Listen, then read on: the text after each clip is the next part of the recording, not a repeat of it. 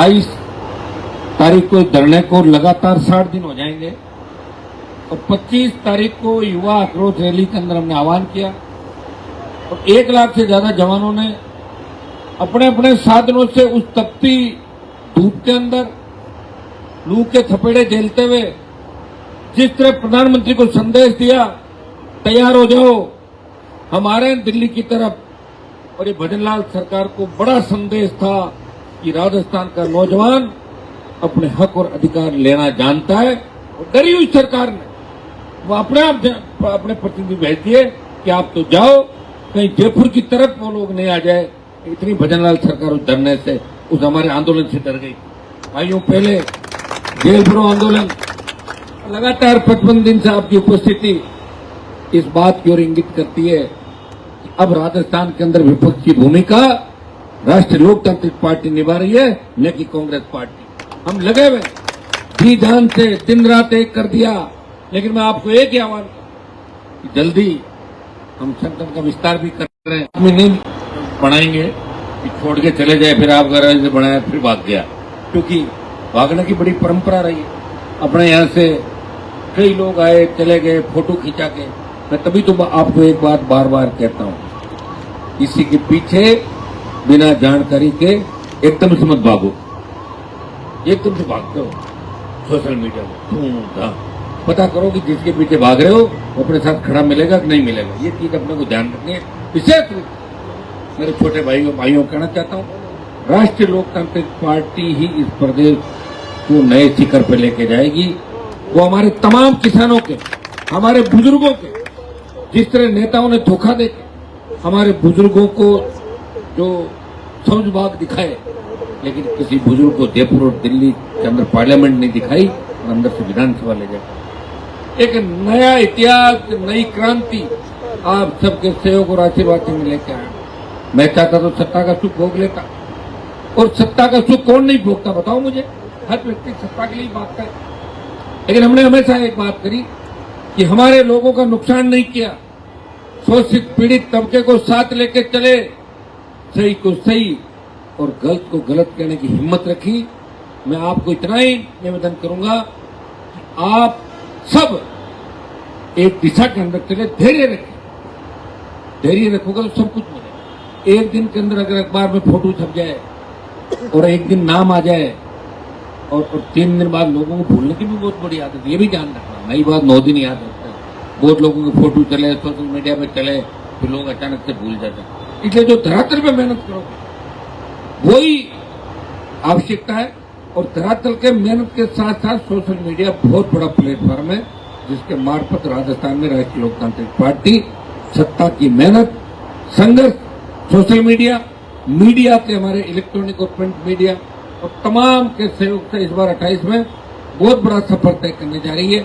भाइयों, 18 के अंदर जो जुनून मैंने राजस्थान के नौजवानों के अंदर देखा, वो 18 से 28 के अंदर अब वो जुनून वापस दिखाई दे रहा है कि अब राजस्थान के किसान के बेटे हर कीमत पे राष्ट्रीय लोकतांत्रिक पार्टी को सत्ता के अंदर देखना चाहते हैं। और ये जो सत्ता आएगी ये आप सबकी सत्ता होगी। आपने धीरे धीरे चीज देखी होगी, पहले धरने प्रदर्शनों में कहां सरकार के कारिंदे आते थे, सरकार के लोग नहीं आते थे। लेकिन अब आप ये बताइए, छोटी सी हलचल हो जाए, भारी तादाद में सरकार को करने के लिए अभी बहुत अग्नि परीक्षा, कठिन परीक्षा से गुजरना होगा। यहां भी झगड़ा मुख्यमंत्री से, बड़े नेताओं से। न तो कांग्रेस के बड़े नेता चाहते कि आरएलपी आगे बढ़े, और न बीजेपी के नेता चाहते। ये तो चाहते हैं ये नया झंझट कहां से खड़ा हो गया राजस्थान के अंदर। भारतीय आदिवासी पार्टी के तो विधायक को पकड़ भी लिया। मैंने राजकुमार जी को कहा अगर इसने गलत काम किया तो दंडित करना चाहिए, लेकिन जितना बीजेपी के विधायक का पीछा एसीबी ने किया, अगर इतना पीछा कांग्रेस और बीजेपी के विधायकों का करे तो 40 विधायक पकड़े जाएंगे चोरी करते, 40 कम। लेकिन करती नहीं, एजेंसियां उनकी है, कौन करेगा और एजेंसियों में कब्जा कैसे होगा अपना, उसके लिए सरकार में भागीदारी थी। सरकार में भागीदारी कैसे आएगी, जब अपने विधायक आएंगे।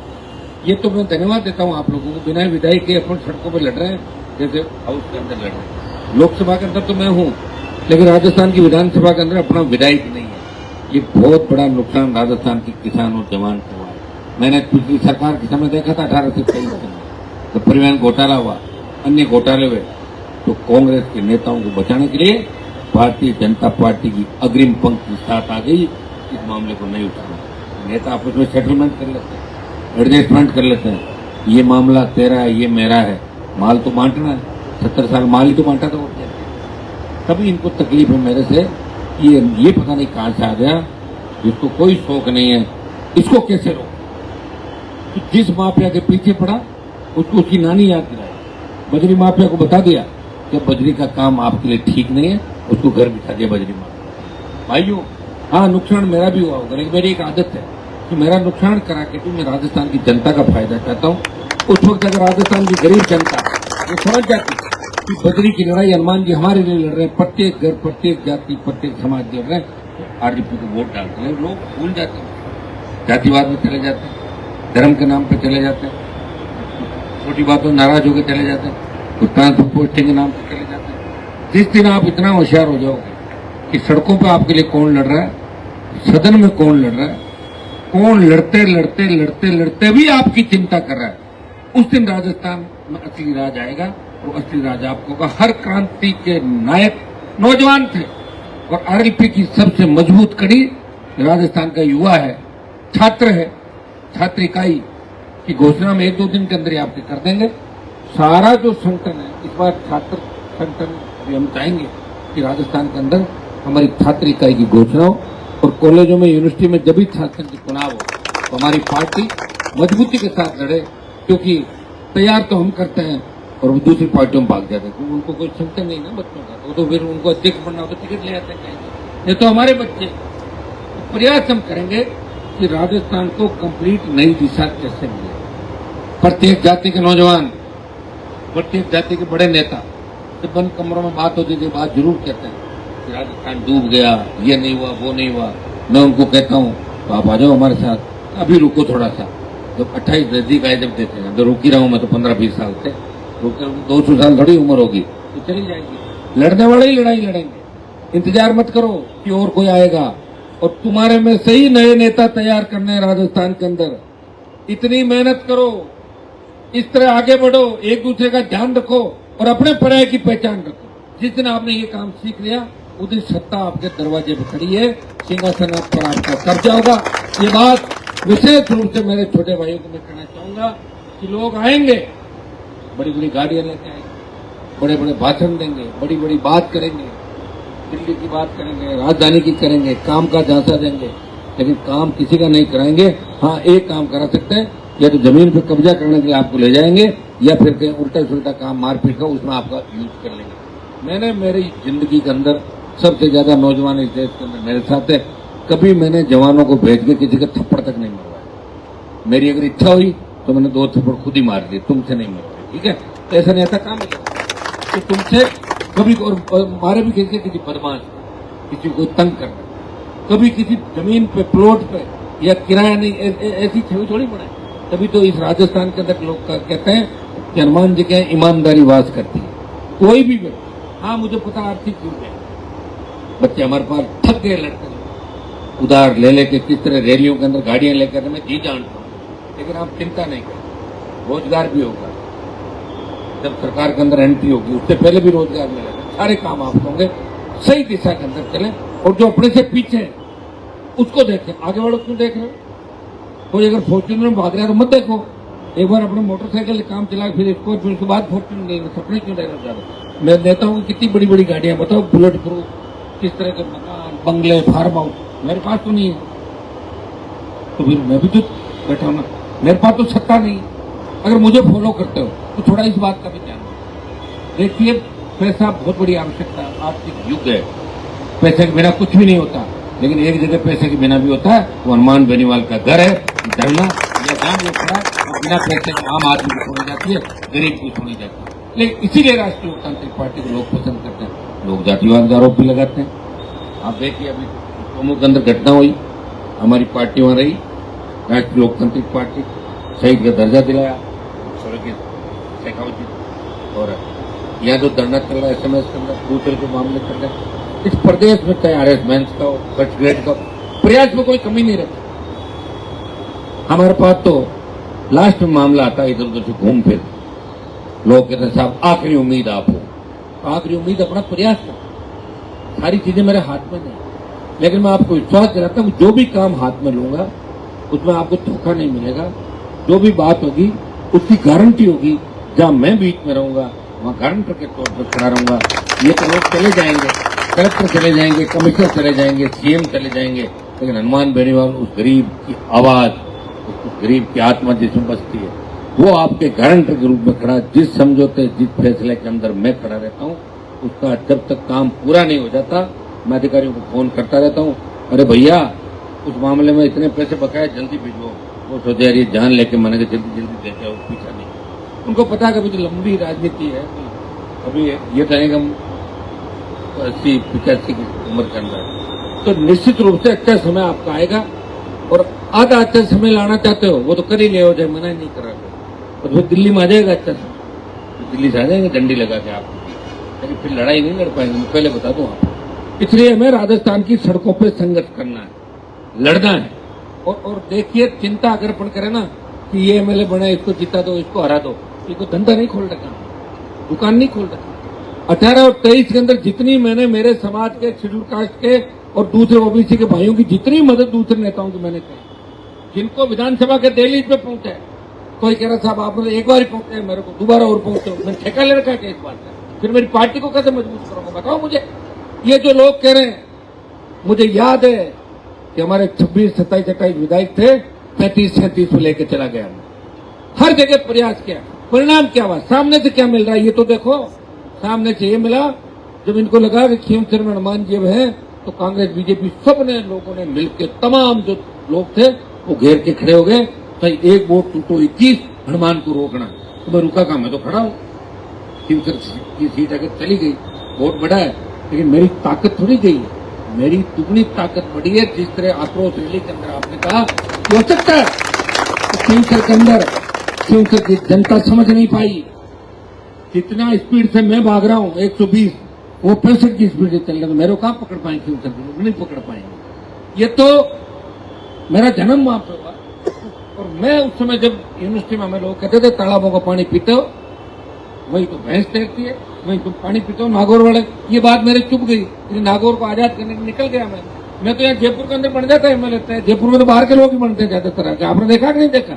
तो नजदीकी कोई सीट पकड़ लेता, टिकट ले लेता, जीत जाता, और यहाँ सुबह जाकर शाम को वापिस आना, इतना ही जयपुर है, घूमो 2 घंटे बाद वापिस आ जाओ। लेकिन मैं नागौर गया और नागौर सहित जोधपुर, बाड़मेर, तमाम राजस्थान को जगाया। लेकिन मुझे दुख इस बात का है, मैंने जगह के तैयार किया, उनको मजबूत किया, आर्थिक स्थिति ठीक की, और फिर उस बात को भूल गए, लुढ़क गए, मुझे ऊंची करा दी और मुझे निराश कर दिया। 1 लाख वोट थे और 65,000 कास्ट के वोट थे। वो लोग समझ नहीं पाए कि आपके नेता को अगर आप कमजोर कर दोगे तो कैसे काम चलेगा। लेकिन भाइयों, मेरा हिम्मत और हौसला टूटने वाला नहीं। अगर खीमचरण जीता होता तो भी ऐसा ही भर्ती, और इसके लिए आपको यहाँ नहीं बैठना होता।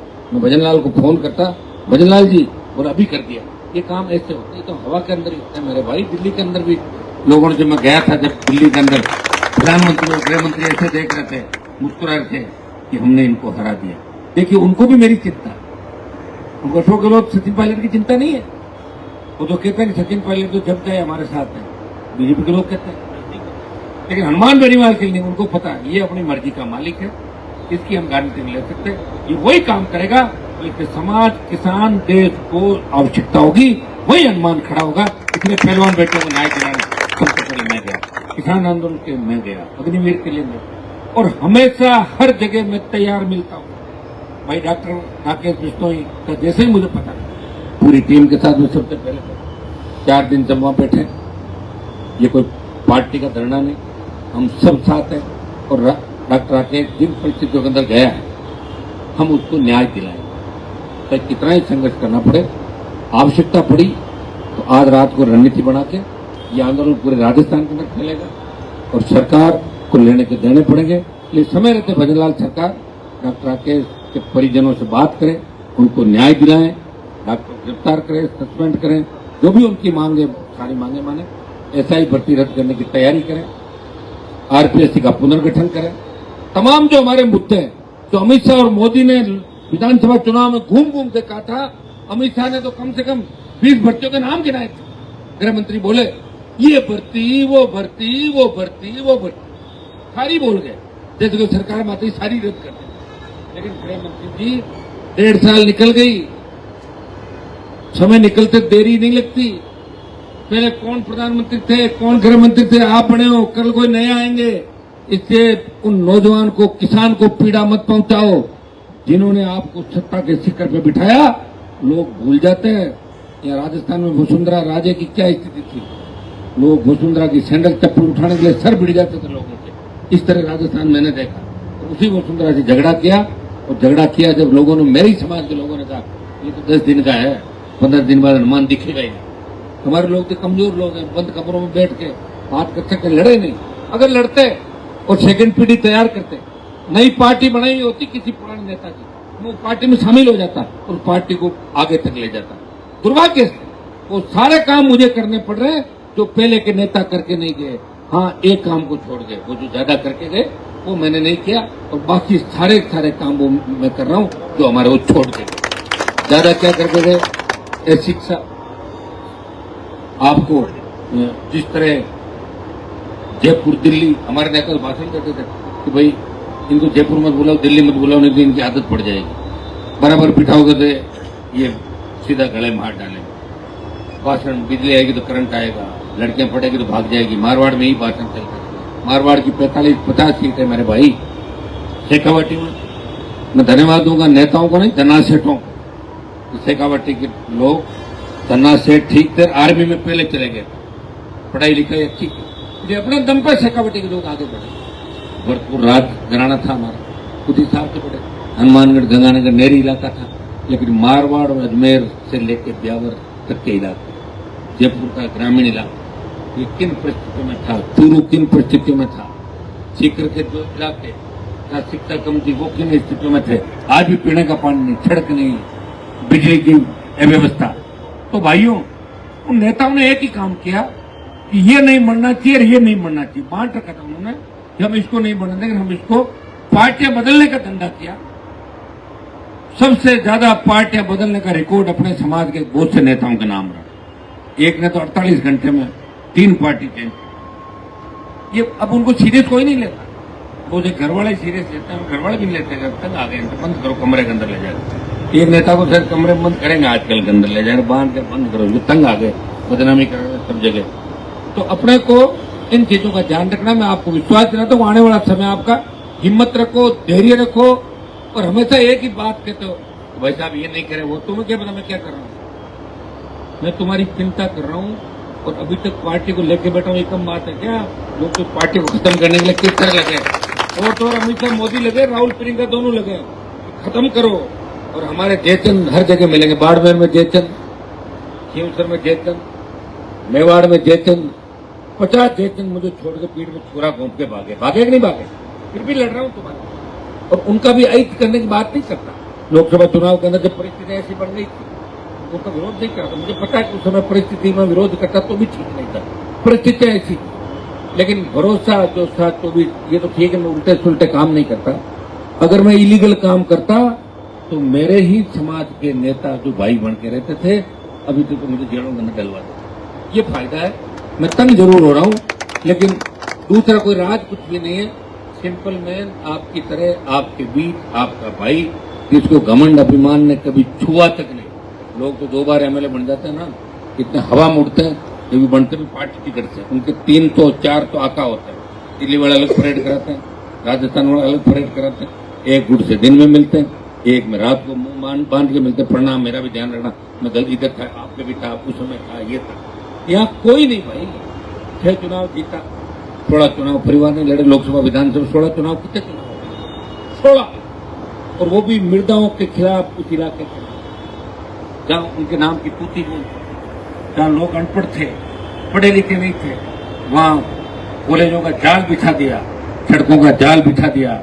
अब हमारी हर घर से, हर किसान के घर से, छिड़ू काट के घर से हमारी बेटियां पढ़ती हुई निकलती, सुबह 7 बजे चल जाओ थे।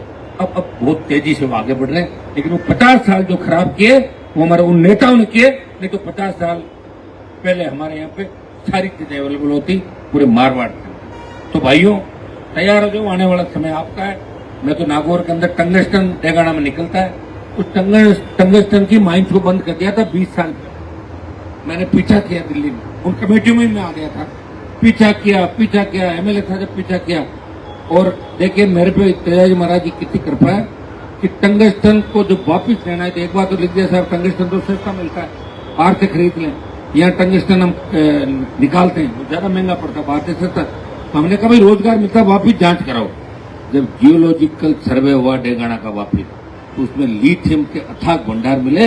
इस देश का 80% लिथियम अकेला डेगाना भरपाई करेगा। तो बताओ आबाद होगा डेगाना। बाड़मेर में तेल, नागौर में मार्बल, नमक सहित सारे खनिज, फिर आपका लिथियम, इधर आपका कॉपर आ गया, इधर हमारे दुनिया भर के जो इलाके हैं। लेकिन खनिज के छोटे पट्टे किसानों को कैसे मिले, इसमें मैं कोशिश कर रहा हूं। और जिस दिन मेरा मौका लगा एक झटके के अंदर आदेश करा दूंगा कि जिस किसान का खेत तांबा सोना चांदी और गैस पेट्रोल ये तो सरकार के, और बाकी छोटे मोटे काम ही हमारे। इस समय तो हमारी चाइना के लिए हमारा लाइमस्टोन, हमारा छोटी माइंस के पट्टे। तो आप एक किसान के अगर 15 बीघा जमीन है और 15 बीघा के अंदर अगर लाइमस्टोन निकल जाए, जहाँ लाइमस्टोन का इलाका, उसकी तो 7 पीढ़ी कमा के खाएगी। बढ़िया स्टैंड 15-20 लाख रुपए पर महीने कमाएगा, काम होता है। पैसे से तो होता है काम, किससे होता है बताओ? आदमी आगे कैसे बढ़ता है? पैसे से।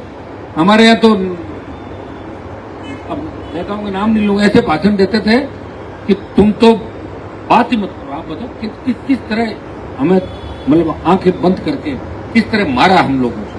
इसलिए भाइयों हर चीज का याद रखना, ऊपर वाला सारे हिसाब किताब ले लेगा समय समय पे, जिनकी स्थितियां कैसी थी अब क्या हो गई। अब भी तुम्हें समझदार होना है। अभी कई लोग प्रकट होंगे, कई गुंडे बदमाश प्रकट होंगे, अचानक छुपे हुए एकदम से निकले, उनका भी ध्यान रखना। इसलिए हर आदमी का इतिहास तुम्हारे पास होना चाहिए, और जिसको एक बार परख लिया दोबारा करने की आवश्यकता नहीं है। दोबारा वो ठगी निकलेगा, ठगी करेगा, कभी ठीक हो ही नहीं सकता। क्योंकि आदमी अपनी आदत नहीं बदलता। क्या नहीं बदलता? चाहे बुढ़ा हो जाए 80 साल। मेरे गांव में एक बाबा जी मिट्टी खाते थे, हम स्कूल में पढ़ने, वो हमारे क्या जो मिट्टी थी, लाल मिट्टी थी तालाबों के अंदर, कई लोगों को आदत होती। 80 साल के थे, हम स्कूल जाते, वो बाबा जी कहे थे मिट्टी खाओ, तो कुड़ खावे, वो मना करते थे, मिट्टी खाते रहते है। आदत पड़ जाती है आदमी, तो आदमी अपनी आदत बुढ़ापे में नहीं छोड़ता। कई लोग गाँव में देखो चुगली करते हैं, उनको चैन नहीं पड़ता, अपने घर से नहीं अगले जाकर लड़ाई कराते हैं लोगों का। और चोरी चकारी जो करते हैं, जिन्होंने लोगों को बेवकूफ बनाया, उनकी फिर आदत पड़ जाती है कि बेवकूफ ही बनाना। तो भाई आपका भाई आपके बीच है, साथ में मैं आपको धन्यवाद दूंगा। बहुत हुटर बहुत बजाते हो, कम बजाएगा, साथ में चलता है। मुझे बड़ी चिंता रहती, एक गाड़ी के बीच बीच जन लटक जाए तो कोई गिर जाए। जब तुम्हें पता ना रथ के अंदर से गनमैन गिर गया था, ध्यान है क्या? तो नहीं पता। अपने चलते रथ से भगवान की कितनी बड़ी कृपा है कि चलते रथ से गनमैन पीछे गिरा, और पीछे 200 गाड़ियां चल रही थी। मैंने कहा अब तो गाड़ियां ऊपर निकली, भगवान की कृपा थी। पीछे पीछे अपनी गाड़ी निकले, ब्रेक लगे, उसके पास में आके सारी गाड़ियां रुक गई। मैंने उनको हॉस्पिटल भेजा, तैयार हो गए। चलते रथ से 50 की क्यों गिरा? समझदार नहीं था, दरवाजा बंद किया, बता रहे गिरा नहीं गिरा, बच गए ना तो आज। तो भगवान की कृपा। और जो एक्सीडेंट भी बाड़मेर की जिस रैली के अंदर हुआ था, अपना कभी नहीं हुआ। मैंने आपको क्या आनंद फानंद नशा करके, और इस तरह आप वाहन चलाओगे, सामने भी नशे वाला होगा तो मेरे भाई फिर मेरे हाथ में नहीं, मैं कोई ईश्वर नहीं हूं। मुझे पीड़ा होती है इस बात की, इस तरह की घटनाएं ठीक नहीं है। अपने तेजाजी महाराज की कृपा है, सारे लोग कृपा है, विशेषकर मोती डूंगरी गणेश जी की, गोविंद देव जी की बहुत बड़ी कृपा है कि जयपुर के अंदर अपने जितने भी कार्यक्रम हुए, छात्र संघ चुनाव से लेके आज तक के कार्यक्रम, कभी भी कोई अनहोनी नहीं हुई हमारे कार्य। इससे बड़ा क्या होता है कि तैयार हो जाओ, आने वाला समय आपका काम के लिए ऐसा है कि जरूरी काम हो वही लाया करो। रोज बंडल ले लेकर आते हो 350 काम, इतने तो बीजेपी वालों नहीं होते। बातें करो, सारे काम नहीं होंगे, सारे कैसे होता है? ट्रांसपोर्ट पोस्टिंग ये तो सरकार करती है। सारा हर आदमी 4 काम लेकर थैले में घूम रहा है। जिस दिन तुम ये करोगे ना कि काम कम से कम लाओगे, काम ज्यादा करोगे, जरूरी हो जब भी काम दो। ये ट्रांसपोर्ट पोस्टिंग अगर भजन लाल को अपने कागज देते घूमेंगे, वो सबको बता देगा हनुमान जी हमारे कागज भेजेंगे, फिर क्या बात रहेगी बताओ। वो समझदार जो मंत्री वो तो हमारी बात मानते कर देते, कई ऐसे हैं जिनसे मेरी बात भी नहीं होती, लेकिन अधिकारियों को आप जहां भी कहोगे राजस्थान में SP, collector, IG, DG, chief secretary, मैं फोन भी करूंगा, प्रयास भी, मैं मना नहीं कर रहा, लेकिन समझदारी के साथ चलें। हर आदमी 20 थैले लेके घूम रहा है, 15 कागज जेब में लेके घूम रहा है और 20 का थैला है, तो फिर यही इस काम हो क्या सरपंच थोड़ी बनना मेरे को जाके, अपने को सत्ता में आना, बाद में कर रहे ना 2 साल बाद, तो सत्ता में बेग डेट में कर देंगे सारे काम, एक रात में लिख देंगे ये सारे हो गए। तो ये इसके लिए करो ना कि सरकार कैसे बने।